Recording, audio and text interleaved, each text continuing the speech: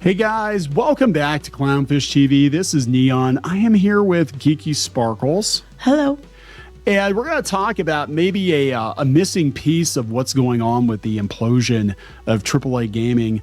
A lot of people are playing retro games. We talked about this before with Gen Z, but a lot of people are playing offline games because they don't want to deal with the headache of live service and DLC and unfinished games. And it actually is coming from The Guardian. They said there's no stress. Gamers are going offline in retro console revival. I'm not surprised.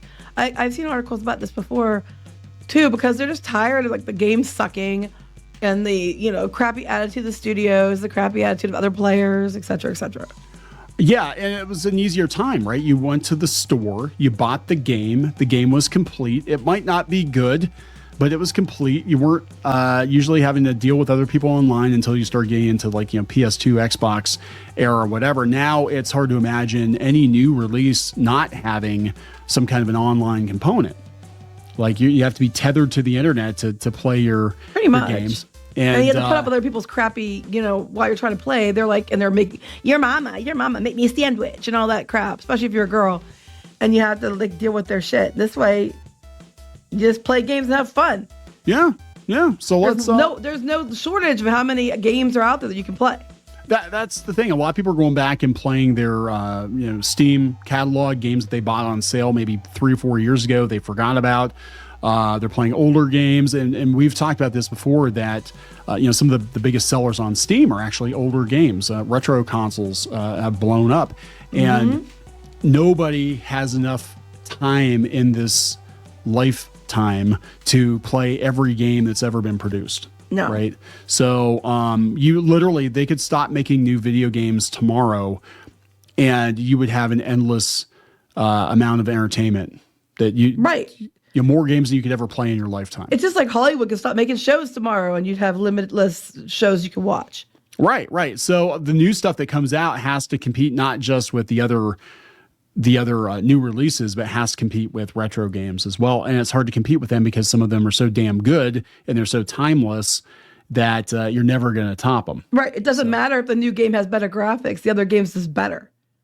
Right. So let's talk about this. Before we get into it any further, please subscribe for more pop culture news, views, and rants, guys. You'll get a woohoo if you do. Woohoo!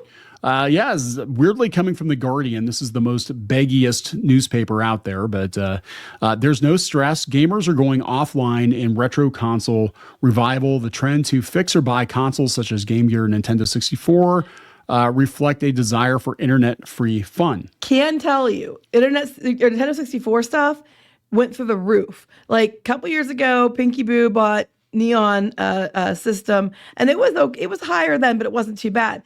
Then a year later, my nephew wanted to get one for his mom, and it was way harder to get, way more expensive.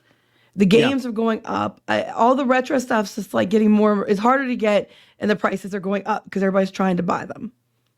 Yeah, and I know that retro game prices are skyrocketing now, and that's a whole thing because, apparently there are a lot of fake cartridges and everything out there too now. Yeah, who knew? Who knew that? But so you gotta be careful what you buy, But some people just want to play. I mean, that's like I have the EverDrive for the N64. I have a lot of standalone cartridges, but the EverDrive, for those of you who don't know, it's one cartridge, and you can just load it with the ROM images, and you can play everything on one cartridge. And of course, you have to legally own those ROMs before you do that, or Nintendo will find you. Well, you legally own a bunch of them, so. I do legally. It's much easier to just put in an EverDrive cartridge than it is to keep switching cartridges. Plus, you don't want to damage those cartridges, because they're older. I mean, it's harder to damage, but yeah.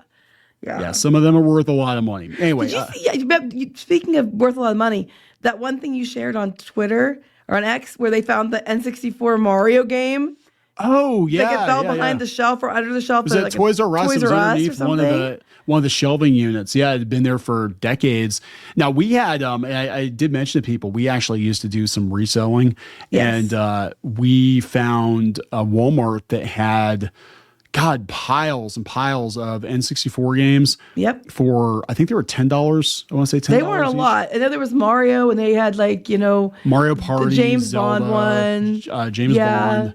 Yeah, we had all kinds. You get them, and they were brand new, sealed.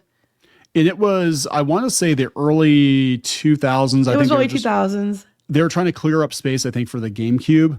But yeah, they just like dumped all their games. And some of these were, I mean, just the week before, like $75. Right. It was like 2000, 2001, somewhere in there. And I know we sold some of like the Mario parties and stuff. It was early 2000s. Some of them were over $100, I think, because they were sealed. And they were games that had sealed, been out of print for some of them a couple of years at that point. But that was great. That doesn't happen very much anymore. No, hasn't happened since. Let's put it that way. Anyway, so he's got an arcade. I guess this guy is Luke Malpass. He has an arcade, and he also repairs broken machines. And he was an engineer. So he works on GameCubes and N64s. My dad used to fix those too, and he used to put like new pins in and everything. Yeah. But there's been a steady stream of people bringing in their old game consoles for repairs or modifications to Four Quarters, a retro game arcade in Elephant and Castle, which has been transformed into a game clinic for 2 days. So Gabriella Rousnaw, 35, brought in her broken Wii that had been in the garage for years. I still play my brother's old Nintendo 64, and I love it, but I'd really love to get the Wii fixed. She said she's done an odd bit of Call of Duty and PlayStation stuff, but I have more of an interest in retro games. They said that she's part of a growing community who are ditching contemporary video games and picking up consoles from their childhoods or even before their time. Gen Z gamers are following suit with 24% owning a retro console, according to research by Pringles, like the chips. I don't know. His apron had a Pringles logo on it. I don't know. I can tell you, huge uptick in it from experience. When you try to buy retro games or consoles, because we have some, and it's really hard to get stuff sometimes because everybody wants them. And it's like, 2 years ago, well, we just got you the Atari. The kids just got you the Atari, whatever that is this last year. Oh, the 7800 plus, yeah. Yeah, we were trying to find games for you. And those games, if you looked like 2 months prior, they weren't going for a lot. But after that came out, they went through the roof. And then they were selling the systems out because everybody wants the old stuff.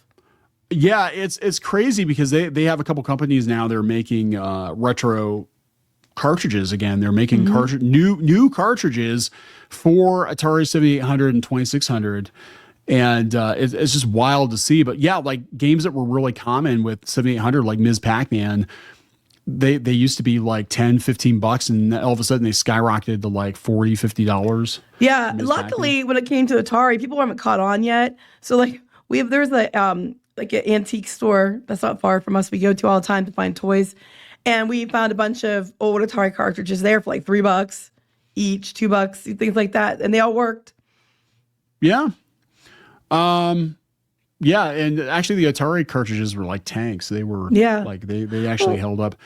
Going back to this, it's like how many articles, I know we've seen this at least once a week in the past few months, an article talking about this. Yeah, it's an ongoing thing, and I think that this is at least part of the reason why AAA gaming is imploding is people are like, you know what? It's too complicated, it's too political, it's too online, whatever the deal is. People are like, you know what? I don't want to have to go buy a $3,000 PC to be able to play the latest game anyway. $3,000, you can go get yourself a retro console, a whole bunch of cartridges, and you're good to go. Or build yourself a PC for emulation or something, and you're not allowed to do that. If you legally own the ROMs, you can. Don't tell Nintendo. But yeah, you know what I'm saying. So it's there's so many options out there, and I'm sitting here thinking like even the PlayStation 2. Our daughter has our PlayStation 2 in her room, and she still plays it because she likes Space Channel 5. And she loves Space Channel 5. Girl is obsessed with Space Channel 5. Oh, she loves Space Channel 5. That's like one of her favorite games. But that console, and it's so weird because the PS2s were notoriously fragile, and that thing's been dropped before. But that was the one you got me when we first got married. I bought you that, and I bought you Kingdom Hearts, and Final Fantasy a couple 10. other, Final Fantasy X, yes. Kingdom Hearts, and Super Bombad Racing. I worked subbing, and that was when I bought you that for anniversary or for Christmas. I forget. I think it was a yes. I think it was an all of the above. But I bought it. I worked hard and bought it for you. Yes, you did. And it still works. Now our daughter's playing it, which is so weird. You know, we still have a lot of the old stuff. I don't think we have our GameCube anymore, but we have a lot of other things that we still have. Sold the GameCube. We had an N64 at one point, an actual N64. Then we got rid of it because we had the Wii, and they had all the virtual console. Well, we have an N64 again. Yeah, Actually, we have an N64 again. Yeah, we have two. We do. We technically have two. But yeah, this guy has the arcade, and they started fixing up consoles, and he wound up with like 6 full-time employees during the lockdowns because everybody wanted to play retro games. Well, it was easier to get hold of. I mean, honestly, I just think that, you know, a lot of people, everybody's excited about the new Switch coming out and all this other stuff, and I'm just like, I don't know how it's going to do because everybody's rather just go buy the old stuff. Yeah, this is interesting, though, because he's right about how easy it is to use. He said young people who engage online say they're reaching for retro games because of the distinctive gameplay and for the chance to switch off. You turn your console on at the start and you're gaming. There's no stress. There's no internet. You're not competing against the world. You've got yourself in a game. You feel a sense of achievement as you're going, and that was what originally used to do. Especially the older games, because they were difficult. Like, they were really difficult compared to some of the games today. Oh, yeah. And there was a sense of achievement. Like if you could beat Ghouls and Ghosts, or you could beat, you know what I'm saying? Like there was a massive sense of achievement for that. Did you beat Ghouls and Ghosts? I did. But after putting teeth marks in my Genesis controller. My brother threw many a controller. Yeah, it was Ghouls and Ghosts was the Dark Souls of the 80s. It was brutally hard. It was. And then you beat it once, and then you have to beat it again to get the real ending. Oh, I do remember that. You know what's really trippy was that Mickey Mouse get paid. Mickey Mouse. Oh, Mickey Mouse get paid. Yeah, the Nintendo one. Hard. That was really hard. It was trippy and it was hard. Anyway, sorry. No, it's just those games were hard, but you actually did feel a sense of accomplishment, right? Oh my gosh, Game Boy! I remember Game Boy. We had Game Boys. Then the Game Boy Color. So this is what he's saying is popular right now. Game Boy, Super NES, the original Xbox, which was online, but you also could play offline. Yeah. The Amiga and the Game Gear. And our kids, they love the 360 because we used to play the Kinect all the time. Mm-hmm. And we still have that too. Yeah, we still have it. But yeah, this is interesting stuff, guys. You know, it's again, this is just another reason why AAA gaming, I think, is imploding because people are just going back to the old stuff. They're not playing the new stuff. Well, I could talk all day about the old games because they were fun. And they, you know, and I mean, yeah, like I said, you can get better graphics and some really cool stories on games now. But it depends on what your preference is. Like they said, if you just want to, you know, go play a game and not have to think about it or try too hard or deal with people, you know, the old stuff's a lot easier to use, a lot more fun. You don't have to deal with a lot of the crap. It just is what it is. Yep. Oh, before we wrap this up, just let us know in the comments what your favorite retro game is or game system. There you What's go. your favorite game system? Mine? Mm-hmm. Oh God, that's too hard. I would say probably between the Super Nintendo or the N64 retro. All right, just wondered. Okay. Anyway, we're gonna wrap it up. Yes. Please subscribe for more pop culture news, views, and rants. We'll talk later. Bye.